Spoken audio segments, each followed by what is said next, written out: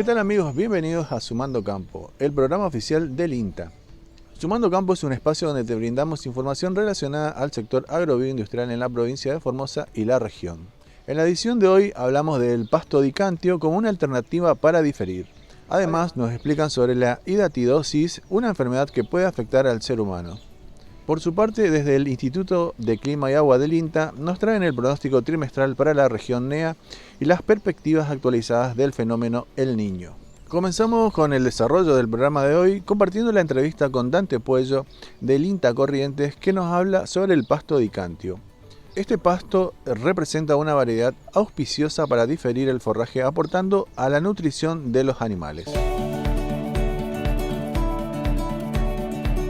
Bueno, el dicantio es una especie forrajera tropical o megatérmica, como le llamamos aquella de producción de verano, de origen asiático. Se introdujo en la Argentina, específicamente aquí en la experimental del Colorado, allá por los años 60, y en ese momento uno de los técnicos que trabajaba en el área de pasturas cultivadas seleccionó ese material, lo fue mejorando hasta que allá por el año 79-80 se inscribió como un cultivar, como una variedad forrajera, el dicantio, con el nombre específico de Formoseño INTA. El Formoseño INTA fue el primer material de dicantio que se difundió en la zona. Es una especie que tuvo mucha aceptación por parte de los ganaderos de la región, no solamente en la provincia de Formosa, sino que también en el Chaco, norte de Santa Fe, porque tenía básicamente una buena producción de forraje, una muy buena adaptación al clima, al ambiente de esta región, una buena respuesta animal, o sea, los animales realmente tenían un buen comportamiento ante esta especie, y también una muy buena resiembra natural, o sea, una especie que además de producir mucho pasto, también produce mucha semilla. Entonces esa semilla, más allá de que uno la pueda llegar a cosechar, que hay productores que cosechan y se comercializa localmente, mucha de esa semilla cae al suelo y se resiembra naturalmente. Entonces esa resiembra natural permite o ha permitido que un lote sembrado pueda permanecer o persistir durante muchos años, porque eso es lo que uno busca o trata de lograr en una pastura que sea muy productiva, que sea de buena calidad, que el animal la acepte, que tenga buena respuesta animal, pero que también dure muchos años, porque implantar un lote de pastura, de cultivo, es muy costoso. Y no solamente la resiembra en el mismo potrero, que hace que persista, sino que incluso se difunde, digamos, a través de otros potreros. Esa resiembra natural es una característica realmente muy positiva que tiene. Bueno, todas esas características han determinado que el dicantio sea una de las especies forrajeras más utilizada, más expandida en todo lo que es la región oriental, oeste de Chaco y Formosa. ¿Y por qué la zona oriental? Es porque el ambiente, que yo les decía, tiene que ver con el régimen de lluvia. Entonces estamos el río Paraná o río Paraguay en los 1300 milímetros hasta los 1000 milímetros aproximadamente. Entonces, en toda esa franja es donde más se adapta. Y bueno, y eso determinó, ¿no es cierto?, que sea una de las especies forrajeras tropicales más difundida y más aceptada por parte de los productores ganaderos. El dicantio es una de las especies forrajeras tropicales o megatérmicas más utilizada y más adaptada por parte de los productores ganaderos de la región oriental o del este de la región chaqueña, tanto de Formosa como Chaco. Tiene características interesantes, y entre ellas es de tener, además de semilla viable, muy buena germinación, muy buena adaptación a nuestros ambientes. Y cuando hablamos de ambiente, en cuanto a tipos de suelo, básicamente tienen que ser suelos de textura arcillosa, limosa, lo que acá le llamamos media loma, ese non bajo que tengan mucho tiempo retención de agua, ni tampoco en lomas que sean muy arenosas, puesto que son suelos que tienen poca humedad o retienen poca la humedad, y el dicantio es una especie que necesita humedad, no solamente del suelo, sino de precipitaciones. Por eso que está en un rango de 1000 a 1300 300 milímetros de lluvia anuales. Es muy apetecida por el ganado, una especie que tiene buen valor nutritivo. La calidad básicamente está expresada no tanto en la digestibilidad o en la proteína, sino que la calidad está expresada en la ganancia y en la performance de los animales. Los productores que normalmente hacen recría o terminación, invernada en ovillo, es el dicantio una de las especies más apetecidas, digamos, más difundida. Y eso la hace una de las especies más utilizadas. Ahora bien, todas las especies tropicales megatérmicas que se utilizan, además del dicantio, grama rhodes, setario, braquiaria, pangola, todas tienen una curva de producción marcada, donde en el verano hay un exceso de producción y en invierno la producción es muy baja, es mínima, incluso es cero cuando hay épocas de helada donde el pasto se seca, no muere la planta, pero se seca y la producción es muy baja. Entonces, en esa época hay dos alternativas, o tres. Una, la de suplementar con maíz, semilla de algodón, algún balanceado. Es una suplementación que es cara.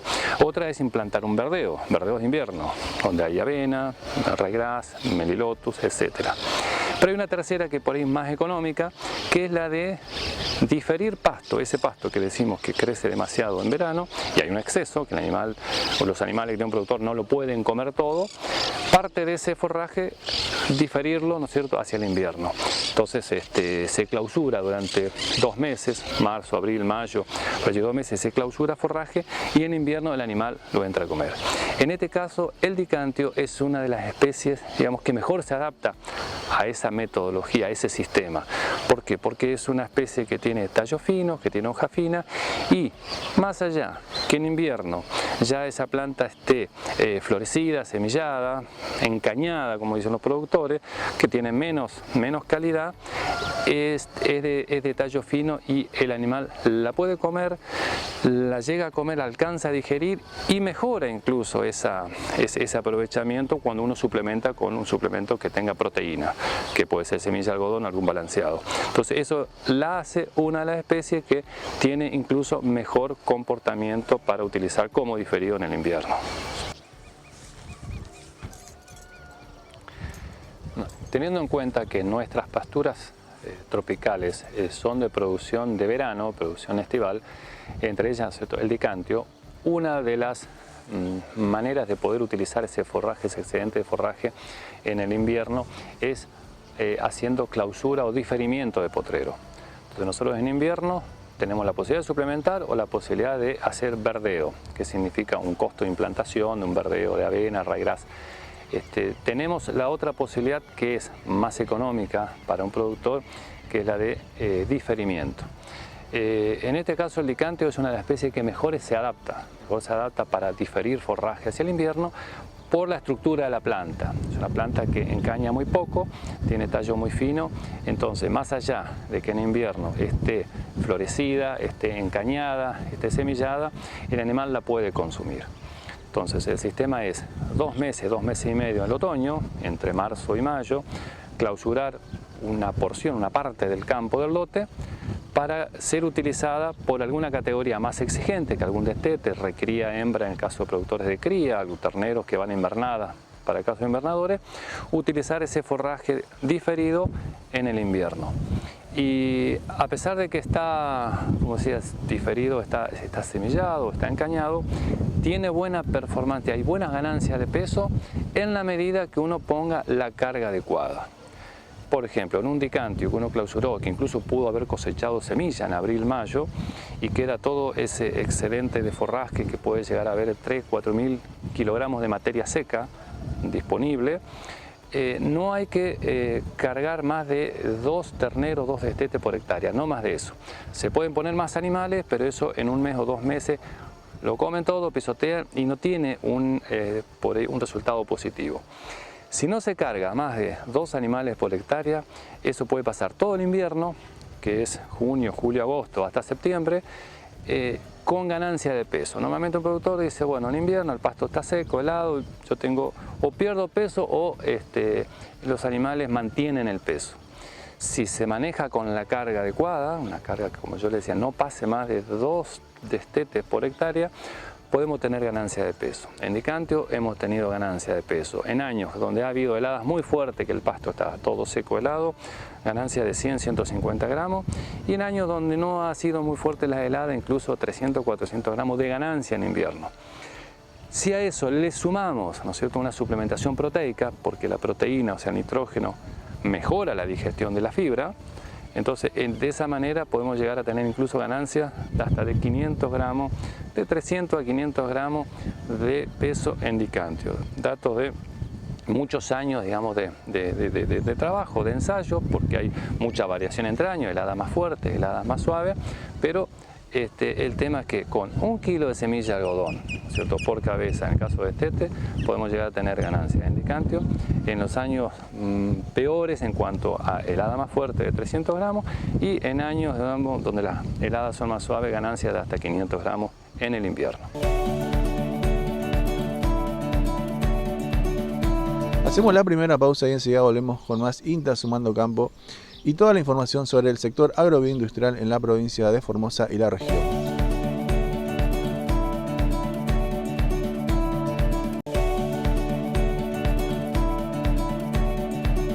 Segundo bloque de INTA Sumando Campo, hablamos con Patricia Zimmer de la agencia del INTA en la provincia de Formosa, que nos explica las principales características de la hidatidosis, una enfermedad que puede afectar al ser humano. Hola, soy Patricia Zimmer y hoy les quiero contar sobre una enfermedad que nos afecta no solamente a los animales, sino que a las personas, ¿sí? Esta es una zoonosis y se llama hidatidosis.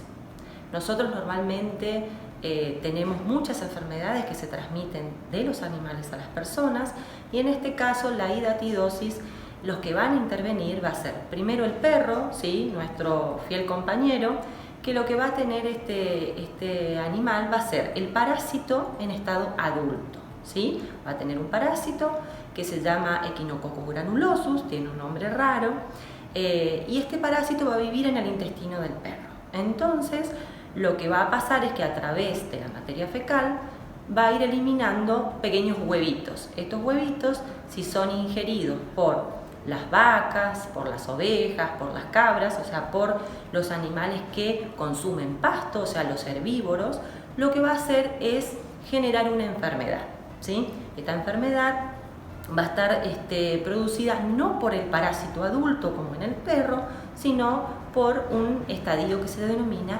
intermedio. Entonces, lo que va a producir va a ser pequeñas bolsas de agua en el hígado, en los pulmones y también puede llegar al cerebro, ¿sí? Lo que nosotros vamos a hacer o contribuir para que ese parásito pueda vivir y estar tan cerca nuestro es cuando se faena, se mata un animal para el consumo en el campo, sobre todo, nosotros sacamos el hígado, el pulmón y se los damos a los perros.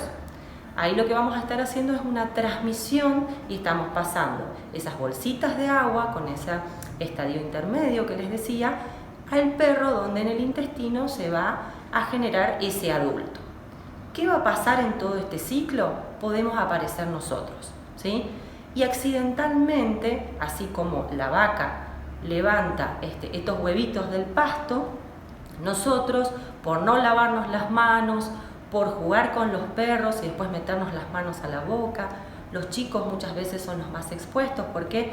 Porque en los areneros entran los perros, hacen caca y nosotros, los chicos están en contacto jugando con la arena, con la tierra, se llevan las manos sucias a la boca y ahí nosotros accidentalmente nos podemos enfermar. ¿Cómo nos vamos a enfermar? Igual que la vaca, la oveja, la cabra, ¿sí?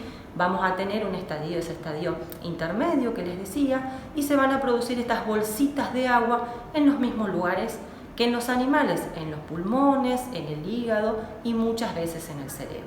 Y así nos vamos a enfermar y vamos a tener esta patología que se llama hidatidosis, que nos puede producir muchos problemas y que generalmente termina en intervenciones quirúrgicas. Generalmente nos tenemos que operar para poder sacarnos ese quiste. ¿Cómo vamos a prevenir estas enfermedades?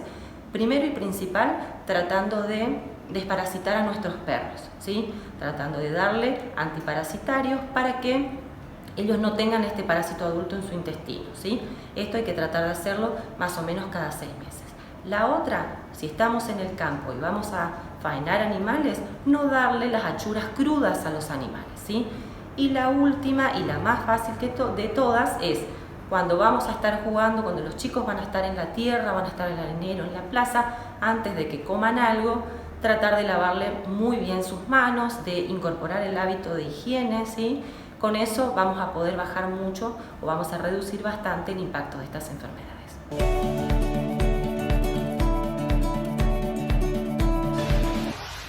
Influenza aviar. Recomendaciones para quienes tengan aves de traspatio. Ante el ingreso de influenza aviar a la Argentina, el SENASA recomienda a quienes tengan aves en sus casas reforzar las medidas de bioseguridad para prevenir que el virus las afecte. Recuerden que la enfermedad es transmitida principalmente por aves enfermas, por contacto directo o a través de sus excretas. Mantengan a las aves encerradas. No visiten otras granjas o casas donde tengan aves. Si lo hacen, no tomen contacto con ellas. Utilicen ropa y calzados exclusivos para trabajar con las aves. Coloquen el alimento y bebida en lugares donde solo acceden las aves.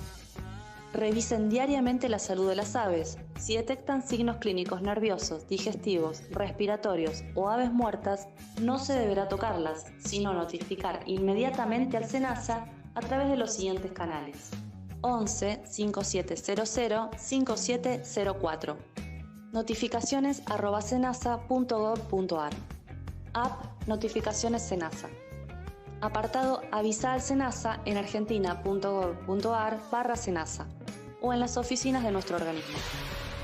SENASA, Servicio Nacional de Sanidad y Calidad Agroalimentaria.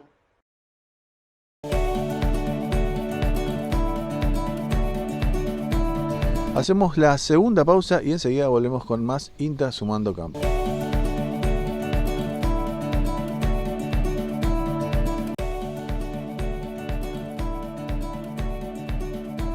Último bloque de INTA Sumando Campo. En esta oportunidad hablamos con Natalia Gattinoni del Instituto de Clima y Agua del INTA, que nos brinda las perspectivas del fenómeno El Niño y su influencia en la región NEA, además del pronóstico trimestral con la previsión de precipitaciones y temperaturas para los meses de noviembre, diciembre y enero.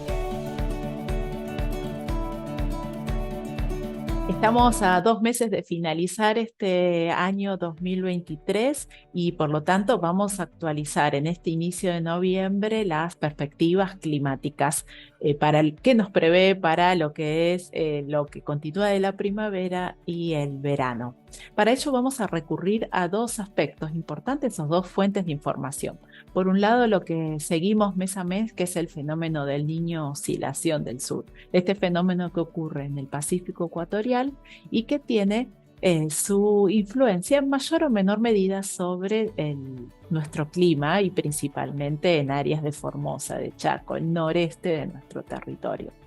Y después, en segundo lugar, vamos a ir a las perspectivas climáticas en cuanto a qué se prevé para lo que son las precipitaciones y las temperaturas del trimestre. Así que comencemos con este fenómeno que es el que nos permite dar esa mirada en cuanto a cuál es el escenario que pueda preverse en lo que es precipitaciones principalmente. Este fenómeno que ya en los meses anteriores veníamos comentando, transita su fase cálida, que es el fenómeno del Niño, el nombre justamente, el Niño. Esto quiere decir que las aguas en el Pacífico Ecuatorial están más cálidas y la atmósfera también ha respondido a ese calentamiento. Por lo tanto, entonces, transitamos la etapa del Niño.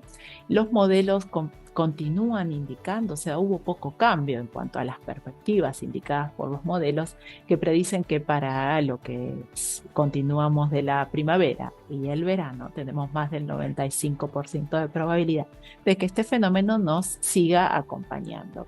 Pensemos como siempre que este fenómeno es el principal, que es un fenómeno que se puede predecir a largo plazo, por eso hablamos de primavera y verano. pero que no es el único. Siempre destacamos, hay fenómenos que ocurren mientras va ocurriendo este fenómeno del Niño, tenemos otros fenómenos que también tienen interacción con nuestras lluvias y temperaturas. Pero esto lo tenemos que ir mirando siempre con los pronósticos y el seguimiento a corto y mediano plazo. Por lo tanto, entonces, transitamos el Niño y y las probabilidades son altas que nos siga acompañando en esta primavera y verano. Veamos ahora cuáles son las perspectivas climáticas para lo que es las temperaturas y las precipitaciones de este trimestre, noviembre, diciembre y enero del 2024. La herramienta que utilizamos para poder ver, cuál es el posible escenario en estas dos variables fundamentales para la producción agropecuaria es el producto elaborado desde el Servicio Meteorológico Nacional, las perspectivas climáticas para el trimestre elaborado por esta institución. Vamos a hacer algunos detalles, algunos comentarios en cuanto a este producto. Esta información se actualiza una vez por mes, hacia final de mes, y se prevé cuáles son las condiciones en promedio esperadas para el trimestre siguiente. Por lo tanto, entonces, por ejemplo, hoy voy a hablar los primeros días de noviembre, hablamos del trimestre noviembre, diciembre y enero. El próximo mes, hacia fin de noviembre, se actualizará las perspectivas desde el Servicio Meteorológico Nacional para lo que es diciembre, enero y febrero. ¿Qué tiene en cuenta este pronóstico climático por consenso? Justamente la palabra consenso hace referencia a que la institución mira distinta información desde distintos centros internacionales que prevén las condiciones esperadas en cuanto a lluvias y temperaturas. A nivel mundial hay varios modelos que hacen un pronóstico o perspectivas globales de estas dos variables, y eso es lo que se explica o se compara, y luego los profesionales justamente le asignan la probabilidad de, cuál es la característica más probable que ocurra. Por ejemplo, vamos a ir a lo que se prevé para este próximo trimestre, para las provincias de Chaco y de Formosa en particular. Sobre el este de ambas provincias se prevé un trimestre con mayor probabilidad de transitarlo con lluvias superiores a las normales. Hacia el oeste de ambas provincias, las características es de un trimestre con lluvias entre normales a superiores a las normales. Este panorama hídrico estaría acompañado en particular por un ambiente en promedio más cálido, una primavera y un verano, principalmente el mes de enero, con temperaturas más superiores a las normales. Este es todo el escenario, todo el panorama que nos prevé para noviembre, diciembre, enero. Tengamos en cuenta que la institución no descarta que se puedan dar tormentas intensas. Este panorama de este fenómeno del Niño y esta situación que transitamos con lluvias superiores a las normales y el verano, que justamente tenemos esta generación de tipos de tormentas, tendremos que estar atentos a cómo se van a ir desarrollando, porque justamente no se descarta que puedan darse de manera localmente intensas. Esta información se debe actualizar con los pronósticos a corto y mediano plazo en particular. Y también no se descarta en cuanto a temperatura que tengamos periodos con valores elevados de las mismas. Esto es, que podamos incluso tener alguna ola de calor. Esto también, esta información para ver la fecha, el momento de ocurrencia, nos tenemos que valer de los pronósticos a corto y mediano plazo. Por lo tanto, entonces, en resumen, transitamos un fenómeno del Niño, debemos ir mirando los pronósticos a corto y mediano plazo para ver cómo se van a ir distribuyendo las lluvias, las temperaturas, los eventos extremos que podamos tener en esta época. El este de la provincia principalmente transitaría un trimestre con lluvias superiores a las normales en términos probabilísticos. normales a superiores a las normales también sobre el oeste, y un ambiente en términos medios también más cálido. Por lo tanto, entonces, las recomendaciones son estar siempre actualizados en los pronósticos, el seguimiento de las condiciones para toda la toma de decisiones en el sector. Importantes justamente estas dos variables claves para la producción agropecuaria.